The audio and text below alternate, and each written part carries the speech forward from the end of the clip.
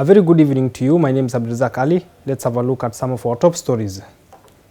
Somali National Army kills 30 Al-Shabaab fighters in Mudug region. Uganda's leader offers mediation for Somalia's-Somaliland reunion. President Mohamud condemns Al-Shabaab suicide attack in Beledweyne. Welcome back to this edition of Dalsan TV English News. President Museveni's controversial tweet sparks outrage in Somaliland and advocates dialogue between Hargeisa and Mogadishu.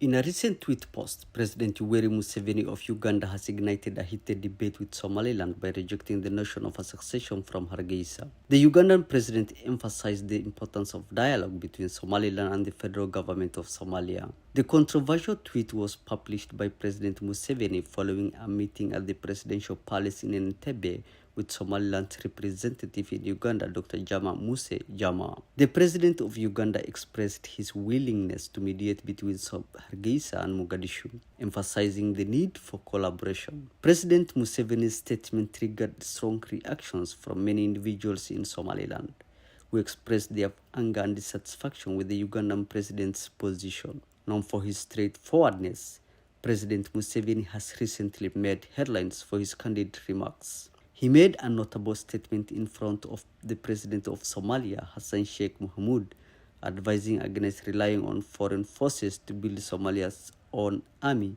for ensuring the country's security. Somaliland, a self-declared state, is located in the Horn of Africa. It declared independence from Somalia in 1991 following a civil war and has since maintained a relatively stable political environment. Although it operates as an independent entity with its own government institutions, military, and currency, it has not gained international recognition as sovereign state. The issue of Somaliland succession has been a contentious topic, with proponents arguing for its independence based on historical, political, and economic factors. They highlight Somaliland's successful democratic elections, peace, and stability, and its ability to provide essential services to its citizens. In a significant victory, the Somali National Army has claimed to have killed 30 Al-Shabaab militants in Mudug region in the Galgaduud region in Galmudug state.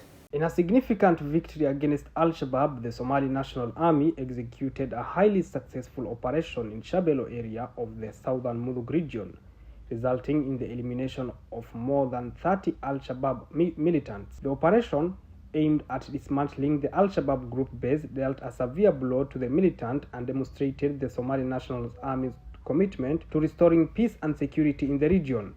The targeted areas included key locations where remnants of Al-Shabaab had been known to seek refuge.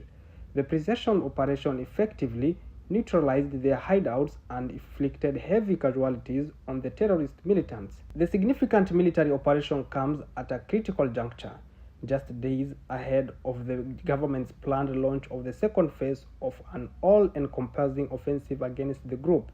The Somali government, in collaboration with the security forces and international partners, is determined to eradicate the menace of Al-Shabaab and restore stability to the country. According to information obtained by the Somali National News Agency SONA, shocking photographs from the battlefield depict the aftermath of the operation near Afgoye district in the same region. The images portray the defeated and scattered remnants of the militant group, evidence of the Somali National Army's resounding success in the operation. Al-Shabaab, a militant group linked to Al-Qaeda, has long posed a grave threat to the security stability in Somalia. The group has been responsible for numerous deadly attacks, targeting civilians, government institutions, and peacekeeping forces. The Somali president has condemned the deadly Al-Shabaab attack that has claimed the lives of 30 civilians in Beledweyne town in Hiran region. A deadly Al-Shabaab suicide attack in Beledweyne claimed the lives of at least 36 people and left over 40 others wounded. President Hassan Sheikh Mohamud of Somalia condemned the act and reaffirmed the resilience of the Somali people and government in their mission to eradicate Al-Shabaab militants from the country. President Mohamud emphasized that the terrorist attack in Beledweyne town highlighted the enemy's relentless aim to destroy the Somali people wherever they are. The attackers targeted mosques, killed religious leaders, and assassinated community leaders. The destruction of Beledweyne Mosque on that day and the Darul Ni'mah Mosque the previous day were attributed to Al-Shabaab's actions. Eyewitnesses reported that a truck loaded with explosive devices forcefully passed through a taxation and a security checkpoint at the former beverages factory building known as Horset. Security personnel in a pickup vehicle chased the truck, and the explosion occurred during the pursuit. The death toll from the attack has risen to 36 people, primarily civilians, although neither the Hirshabelle regional state nor the federal government has provided an official casualty count. Abdi Fattah Mohammed Yusuf, the Director General of the Hirshabelle Ministry of Humanitarian and Disaster Management, stated that 40 people were wounded in the attack. Out of the wounded individuals, 20 have been admitted to hospitals in Beledweyne, while another 20 are in critical condition, necessitating a request for their airlift to Mogadishu for advanced medical treatment. President Hassan Sheikh Mohamud assumed office in May the previous year, pledging an all-out war against Al-Shabaab. Although the group was driven out of Mogadishu in 2011, they continued to exert control over significant portions of the countryside, posing a persistent threat. Efforts to counter the group have been ongoing, with the Somali government collaborating with international partners to enhance security measures, intelligence sharing, and military operations. Prime Minister Hamza Abdi Barre has proudly declared that Somalia has regained control of more than 45% of the territories once occupied by the militant group Al-Shabaab. Prime Minister Hamza Abdi Barre proudly declared that Somalia has regained control of more than 45% of the territories once occupied by the Al-Shabaab group.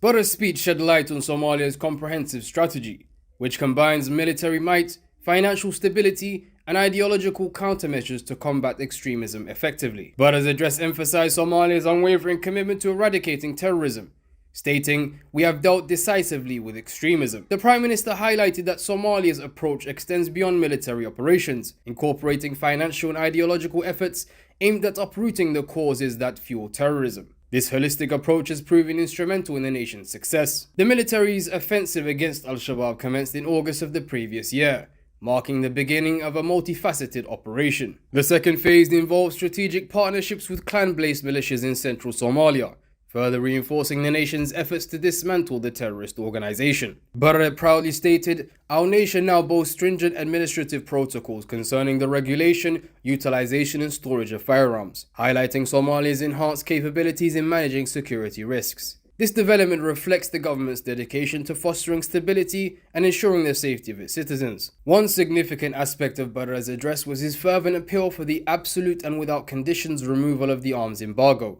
that has been imposed on Somalia since 1992. He characterized this arms embargo as the world's most enduring, encompassing and comprehensive, and emphasized that lifting this restriction could bolster Somalia's efforts against terrorism, leading to a new era of peace and prosperity. Barre reiterated that Somalia's ultimate goal is to secure a peaceful and prosperous future for its people. While the fight against terrorism remains a top priority, Prime Minister Barre also drew attention to the devastating effects of climate change on Somalia. Despite the nation's negligible carbon footprint, Somalia has experienced the tragic consequences of extreme climate events. Chronic droughts followed by destructive flooding have claimed thousands of lives and displaced millions of people. Barre called for global solidarity and action, urging the international community to support countries like Somalia that bear a disproportionate burden of climate change.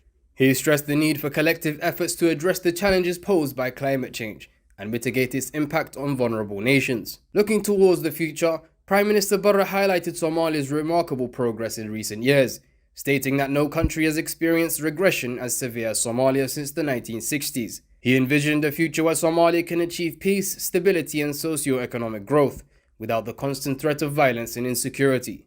Barre emphasized the necessity of an immediate and total end to violence and destruction for this vision to become a reality.